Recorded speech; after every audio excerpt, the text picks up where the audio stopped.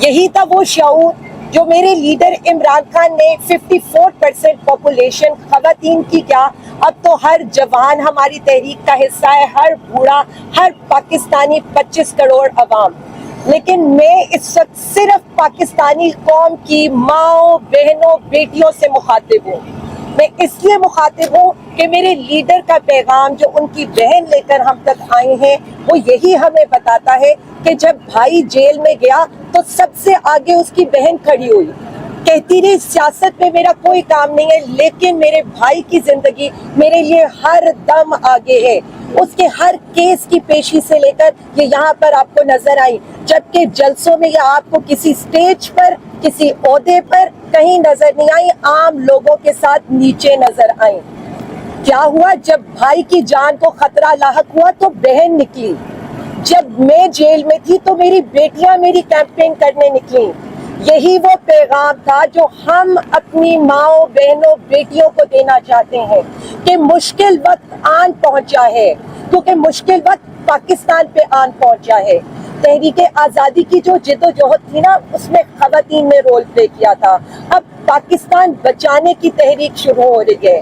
جیلوں میں رکھا گیا، ہماری خواتین نے جس خندہ پیشانی سے سب کچھ برداشت کیا اور آج بھی برداشت کر رہی ہیں۔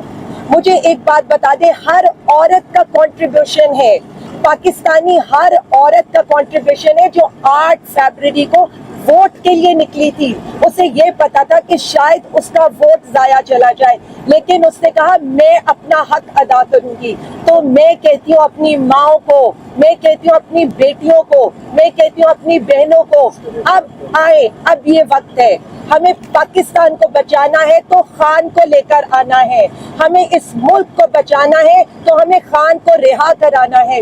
آج ہمارا لیڈر اپنے منہ سے کبھی ہمیں یہ نہیں کہے گا کہ ہم اس کی رہائی کی تحریک چلائیں، وہ آج بھی یہی کہے گا کہ مینڈیٹ چوروں کے خلاف آواز اٹھائیں، میری عدلیہ کو آزاد کرائیں، ان قبضہ چوروں سے ملک کو بچائیں۔ وہ اپنی بات نہیں کرے گا، لیکن اس کی یہ جو قید ہے، جو اس کے بچوں سے دوری ہے، اس کے گھر والوں سے دوری ہے، جو قید و بند کی صحبتیں وہ برداشت کر رہا ہے، عام قیدیوں والی بھی سہولیات ان کو میسر نہیں ہے، تو اب تو یہ فرض ہے اس قوم پر، اس قربانی کا حق ادا کرنا ہے ہم نے، اور اس قربانی کا حق تبھی ادا ہوگا 8 سپٹمبر آپ سب نے نکلنا ہے، اور اس کے بعد اب تحریک کا اعلان ہوگا پاکستان بچانے کا اور پاکستان خان کو بچانے کا۔